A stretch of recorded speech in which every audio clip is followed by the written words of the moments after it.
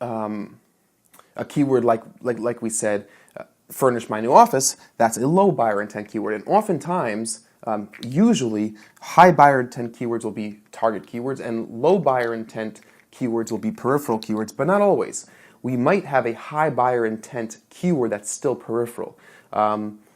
Like someone might type into Google, I need to furnish my new office today, or I need to buy new things for my office today. So they're indicating an intent to buy, but they haven't indicated what thing they want to buy. So it's not a target keyword. It's not going to be saturated. It's not going to be where what all the competitors are diving on like sharks, but it's still a high buyer intent keyword, even though it's peripheral. But ultimately, we want to know what are our high buyer intent keywords and what are our low buyer intent keywords.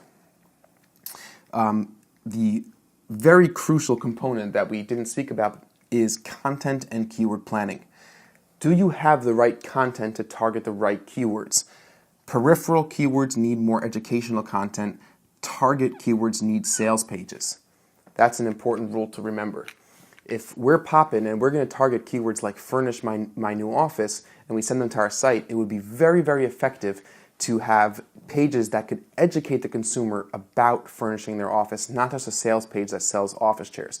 To be able to cater to that person at the stage of the funnel they're in and to be able to nurture them down the path. For example, Adventure Media is a marketing agency. So if somebody types into Google PPC management company or Google PLA shopping campaign optimization, that's a target keyword and we want that click and we'll send them right to our page that talks about our AdWords management packages. But if someone just types into Google online marketing help or learn more about internet marketing, then we're not really sure where that person is. Now, it might be a really good candidate for us. They might be a good client for us, but we want to send them to a page that has an ebook, that has a case study, that has more educational content that would most likely be more relevant for that person at that time. So that's what we want to do. Peripheral keywords need educational content that will help engage the person with your brand, learn more about the brand, and they will come back when they're ready to buy. So in general, peripheral keywords need more educational content, and targeted keywords needs the sales pages, the product pages, the pages where a person could submit a sales form, so on and so forth. Now, it's not a hard and cold rule, but it's a general rule. Tools we're going to use for keyword planning will be the Google Keyword Planner again. Ubersuggest.org is a really cool tool that we'll take a look at. Microsoft Excel, Google Docs to start organizing and breaking down our keywords by buyer intent, where they are in the funnel, psychological construct, peripheral target. These are going to be important factors to understand before we go ahead and actually launch our campaigns.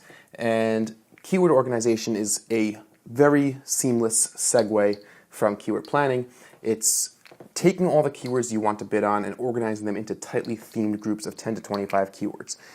Once again, this is not a cold and hard rule, but in general, I like to see no more than 25, 30 keywords in an ad group with a minimum of 10. People might think that isn't it best to have one keyword ad group so you can have extremely tightly knit ad text relating to that exact keyword? The answer is no. Even if you think that it is, in truth, ad groups will perform worse with one keyword in them. Google's algorithms are expecting to see a bunch of keywords in a specific ad group. So 10 to 25 is a sweet spot for the amount of keywords to put in a specific ad group. So aim for that. So organization is we're going to start. If we decided now that we're going to have 3 office chair ad groups instead of just one ad group for office chairs, we might have swiveling office chairs, lumbar support office chairs, and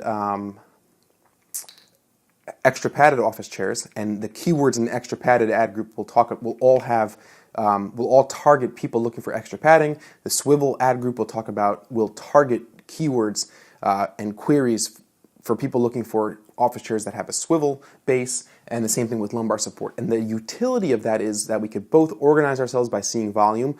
We could more easily control and edit our bids based on the price range of those different products. And most importantly, we could tailor the ad text to those specific people who are looking for specific characteristics of our chairs. So we're going to start organizing the keywords. We'll now be breaking down the keywords that we chose in our keyword planning and mapping them to our ad groups, 10 to 25 keywords in each ad group.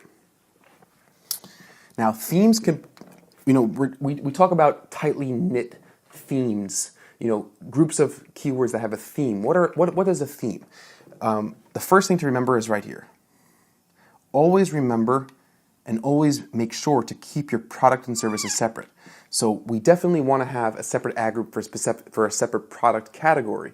We want to have a separate ad group for office chairs, for file cabinets, for desk accessories, for rugs, for lighting. We want to have separate ad groups off the bat.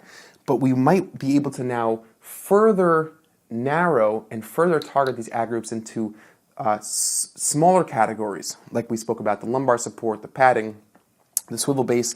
But the themes could take many forms. So it could take the form of the level of the funnel. So we might say that we'll have an ad group for people looking for office chairs that are not indicating that they're ready to buy, that they're kind of indicating that they're ready to buy, and an ad group that they're really indicating that they're ready to buy. And that's a great idea. So funnel level, which is similar to relevance.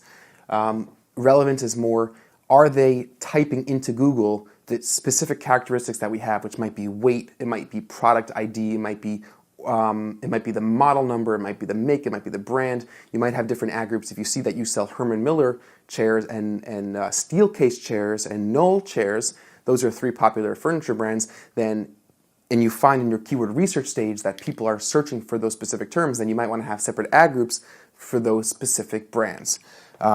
Buyer intent is a big one. Similar to the level of the funnel, you might want to split up your ad groups by buyer intent, by keywords that are indicating somebody ready to buy. And once again, you could cater your ad group. You can cater the text in your ads to that specific person. And you want to be looking out for needs-based and action words. So needs-based words are people who are indicating a need, an emotional, psychological need for your product or service. People who indicate a need in their search query, like literally using the word need or want or are fast or easy or help. These are people who have an emotional concern and there's an emotional need that needs to be filled, and they're expressing that, which is very powerful. And advertisers should take advantage of that when they can. Action words are like buy, on sale, how do I, or where to. People who are using language to specify a specific action they want to take. And if you could cater to that action, if you're popping and we're selling things, then buy is our action keyword.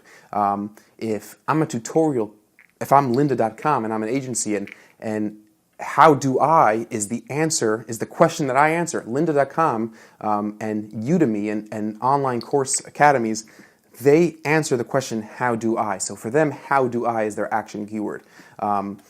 If you're a junk car removal, then where do I junk my car? Where do I is my action keyword, as opposed to just junking cars is generic. It's not a buyer intent. It's not the use of an action keyword. Where do I junk my car? Is someone taking the time to express that they are looking for the information that you provide. So keep an eye out for your action keywords, and that's another great way. It's another great way to categorize your keywords by themes.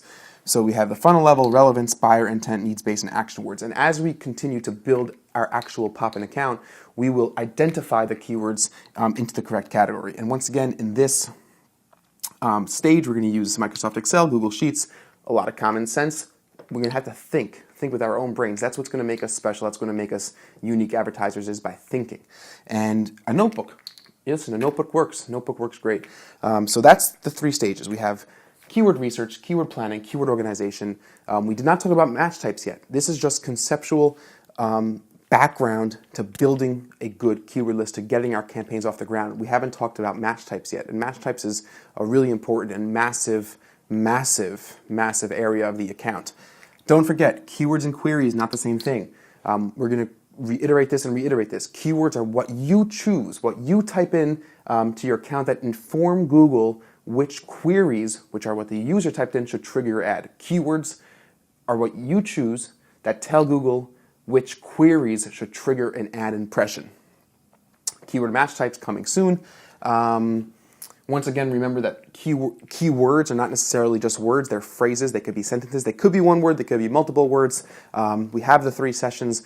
We're going to dive into further information on keyword research in the next chapter. We're going to get into that heavy. Thanks so much for watching. It's been really exciting. I hope you're enjoying the course so far, and we'll see you again soon in the next chapter.